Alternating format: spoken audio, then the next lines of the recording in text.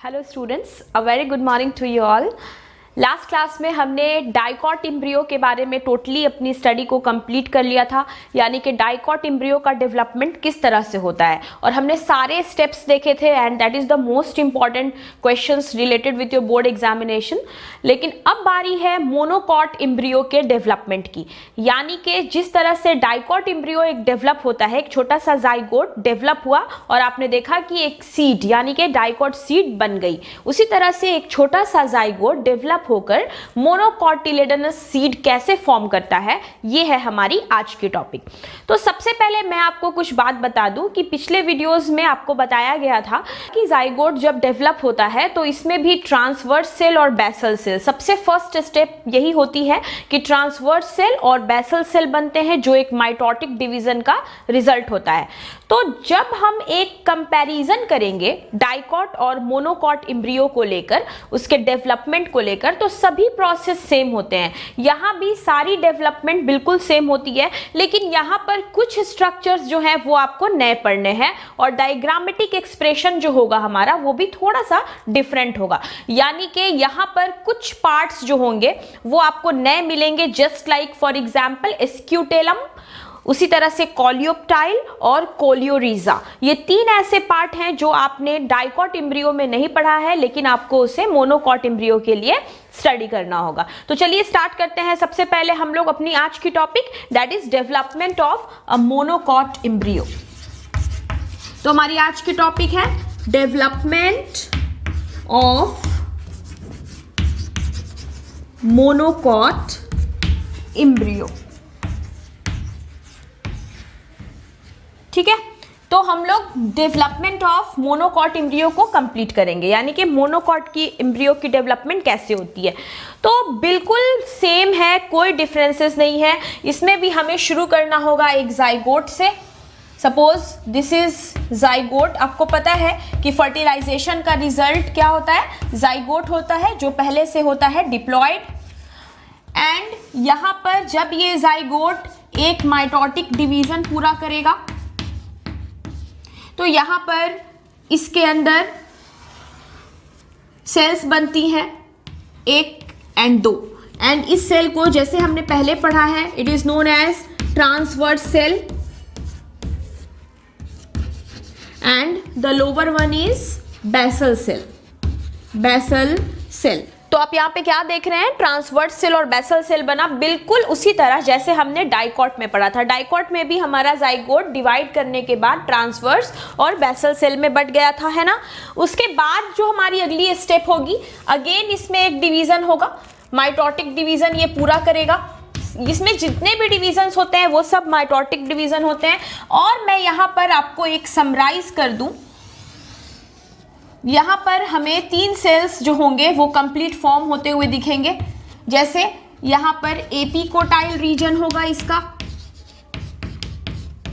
नीचे वाला जो होता है ये हाइपोकोटाइल रीजन हो जाता है, it is known as hypocotyl. और बीच में हम एक मिडिल सेल ले लेते हैं, इसमें एक और डेवलपमेंट होती है दैट इज मिडिल सेल। यानी कि एपिकोटाइल और हाइपोकोटाइल के बारे में बिल्कुल आप जानते हैं, लेकिन यहाँ पे एक छोटा सा डिवीजन मिडिल सेल का भी देखा जाता है। ठीक है, तो इस तरह से ये तीन पार्ट जो है वो बिल्कुल सेम है जिस तरह से हमारे जाइगोटिक डेवलपमेंट में डाइकॉट में भी आपने देखा है। अब बारी है कि ये किस तरह से फाइनली डेवलप होकर मोनोकॉट एम्ब्रियो फॉर्म करता है, यानी कि फाइनल डेवलपमेंट और फाइनल डायग्राम इसका कैसा होगा, जिसमें हमें दिखने वाला है हमारा स्क्यूटेलम, कोलियोप्टाइल और कोलियोरीजा, और हम तीनों पार्ट के बारे में कंप्लीटली डिस्कस भी करेंगे। ओके, तो चलिए देखते हैं हमारा फाइनल स्टेप क्या होगा।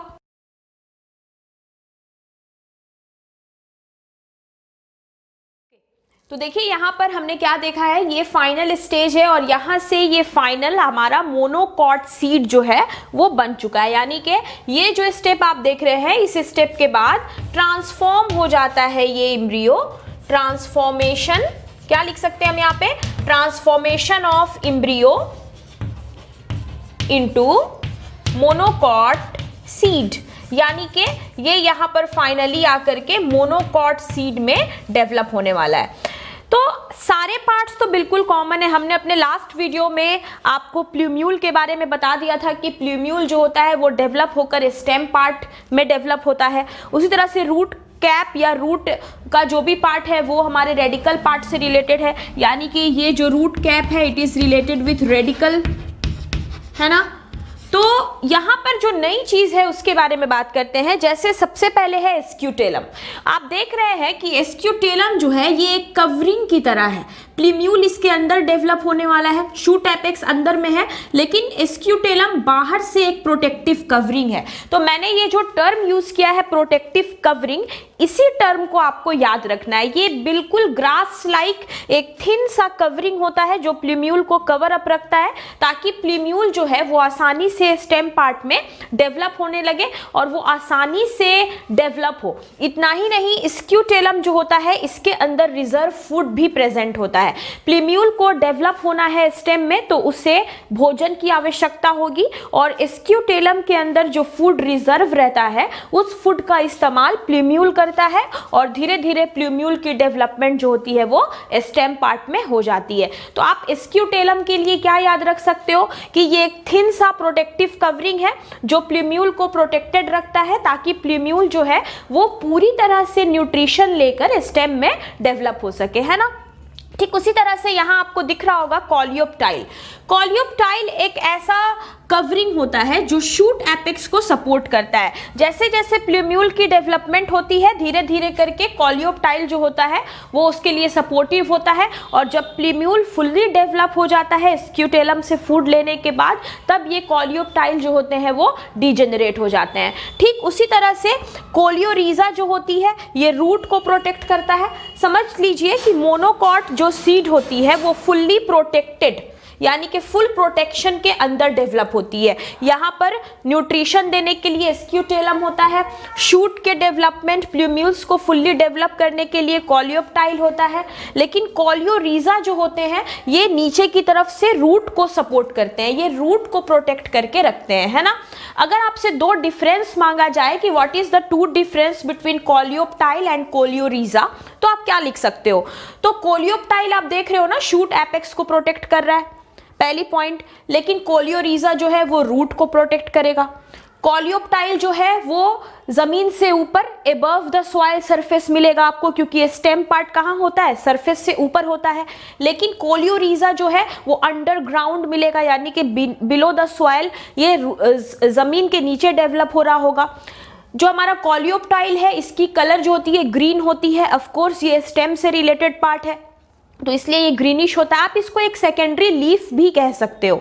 तो इसमें फोटोसिंथेसिस भी होती है और ये ग्रीन कलर का होता है। लेकिन कोलियोरीजा जो होता है इसके कलर जो होते हैं वो ब्राउनिश टाइप होते हैं और ये कभी चेंज नहीं होते, और इसमें फोटोसिंथेसिस भी कभी नहीं हो सकती है। तो आपने 3-4 डिफरेंसेस तैयार कर लिए। अकॉर्डिंग टू ऑब्जर्वेशन आप इन दोनों के डिफरेंस को तैयार कर सकते हैं। जाहिर सी बात है, जो पार्ट हमारे शूट को, हमारे ऊपर जाने वाले स्टेम पार्ट को, तने के भाग को सुरक्षित रखेगा, वो जमीन से ऊपर होगा।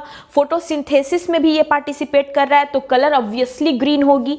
लेकिन जो कोलियोरीजा है ये जमीन से नीचे है, इसका प्रोटेक्शन रूट के लिए है, तो ये ना तो फोटोसिंथेसिस कर सकते हैं और ये ग्रीनिश कलर के भी नहीं होते हैं। तो दो डिफरेंस क्या, आप 3-4 डिफरेंस भी आप खुद से इसको मैनेज करके लिख सकते हो। तो हमारा ये था मोनोकॉट डेवलपमेंट। अब सवाल आता है कि हम स्क्यूटेलम, कोलियोप्टाइल और कोलियोरीजा की एक प्रॉपर डेफिनेशन आपके लिए रेडी कर दे, क्योंकि यही 3 पार्ट है जो नए हैं। प्लूम्यूल के बारे में आपको ऑलरेडी नॉलेज है और हमारे लास्ट वीडियो में हमने इसकी प्रॉपर डेफिनेशन भी आपको दे दी है, और उसी तरह से रेडिकल के बारे में भी आपको पता है। तो चलिए स्टार्ट कर देते हैं हम लोग इसका डेफिनेशन पार्ट कि क्या होगी इस तीनों की प्रॉपर डेफिनेशन। अगर आपसे पूछा जाए तीनों पार्ट को डिफाइन करने के लिए तो आपके पास एक प्रॉपर डेफिनेशन अवेलेबल होनी चाहिए। ओके, तो चलिए स्टार्ट करते हैं। Let's start with our definition work now.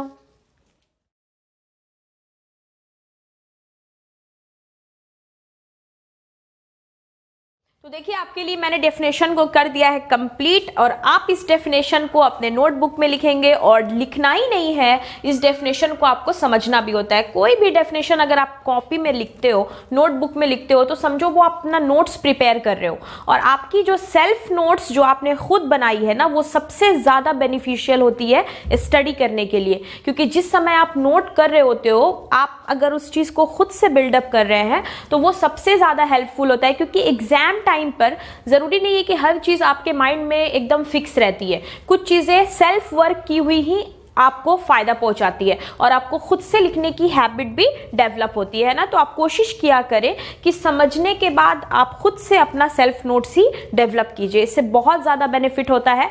लेकिन अगर आपको एनसीईआरटी रीड करनी है, तो एनसीईआरटी रीड करने के लिए पहले आपको ये जो सिंप्लीफाइड तरीका से पढ़ाया जाता है, इस सिंप्लीफाइड तरीके से पढ़ने के बाद आप आसानी से एनसीईआरटी की लाइन को समझ पाते हैं। इसलिए बेहतर होता है कि जब आपको समझाया जाए तो आपका फुल फोकस, फुल कॉन्सेप्ट यहाँ होना चाहिए, ताकि आप चीज़ों को समझने के बाद आसानी से एनसीईआरटी से इसको कंप्लीट कर सकते हैं। ओके, तो चलिए पढ़ते हैं। आपके लिए डेफिनेशन हमने क्या लिखी है। एस्क्यूटेलम, सबसे पहली चीज़ तो it is a very thin membrane with high surface area. ये बहुत ही पतला सा होता है, लेकिन इसमें जगह ज़्यादा होती है। सरफेस एरिया इसकी क्या होती है, ज़्यादा होती है, ठीक है। And can refer to the equivalence of a thin cotyledon. जिस तरह से कॉटिलेडन्स बनाया था हमने, आपको याद होगा हार्ट शेप एम्ब्रियो में हमने 2 कॉटिलेडन्स पतले पतले से निकाले थे ना, लीफ जैसे, बिल्कुल वैसे ही इसका भी स्ट्रक्चर होता है, ठीक है। स्ट्रक्चर तो आपने देखा ही है। उसके बाद बोला गया है it stores nutrient from the endosperm during germination. तो मैंने आपको बताया कि एस्क्यूटेलम के पास सारे पौष्टिक तत्व मौजूद हैं, सारे न्यूट्रिशन मौजूद हैं। एंडोस्पर्म से ये सारा खाना लेकर, सारा न्यूट्रिशन लेकर अपने पास रख लेता है, ताकि जो प्लीम्यूल को डेवलप होना है, तना बनना है, उसको ये खाना दे सके और उसकी डेवलपमेंट आसानी से करवा सके, ठीक है। अब देखिए यहाँ पे नेक्स्ट पार्ट है कोलियोप्टाइल और कोलियोरीजा। बात तो हमने कर रखी है कि कोलियोप्टाइल जो है वो प्लूम्यूल को डेवलप करता है और कोलियोरीजा जो है वो रूट को प्रोटेक्ट करता है। लेकिन हमने आपके लिए इस तरह से पॉइंट्स लिखे हैं ताकि एग्जाम में शॉर्ट क्वेश्चन अक्सर पूछा जाता है, आप किसी भी बोर्ड से हो, कि 2 डिफरेंसेस लिख दो आप कोलियोप्टाइल और कोलियोरीजा में। तो आपका यहाँ पे डेफिनेशन भी रेडी है और उस तरह से लिखा गया है जिससे आप एक डिफरेंशिएट भी कर सकें, है ना।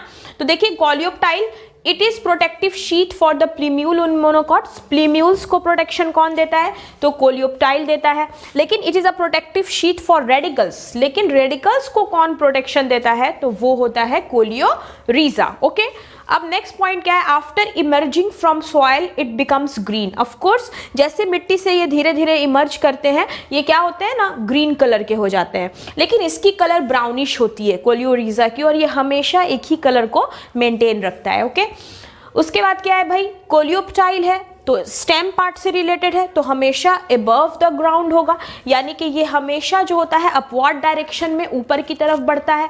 लेकिन कोलियोरीजा को तो जड़ को हिफाजत देनी है, रूट को प्रोटेक्शन देना है, तो इसीलिए ये हमेशा डाउनवर्ड डायरेक्शन में होता है, ठीक है।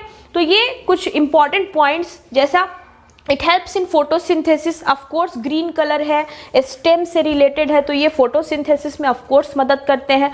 लेकिन इनका काम फोटोसिंथेसिस के लिए नहीं है, क्योंकि ये ज़मीन से नीचे है और ये ना ही ग्रीन होते हैं, तो ये फोटोसिंथेसिस में कोई रोल प्ले नहीं करते हैं। तो देखिए यहाँ पर हमने मोनोकॉट का एक स्टेज, डायग्राम और डेफिनेशन क्लियर कर दिया है। अगर आपको एग्जाम में सीधा पूछा जाता है कि discuss the process of development of monocot embryo, तो आप हमारे इस कंप्लीट नोट्स को जो आज आपको पढ़ाया गया है उसको प्लीज़ फॉलो कीजिए, उसको समझिए, उसको रेडी कर लीजिए और अपने कॉपी में भी इसका नोट कर लीजिए।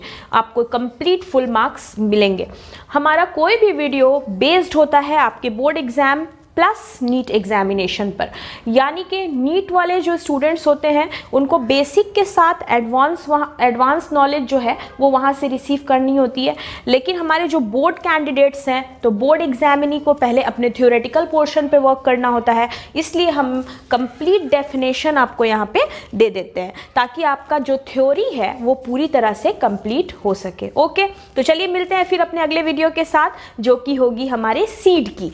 क्या होता है सीड और कितने टाइप्स का होता है सीड, तो मिलते हैं आपसे अपने अगले वीडियो के साथ। Okay, till then please take care and please share the videos as more as you can. Thank you.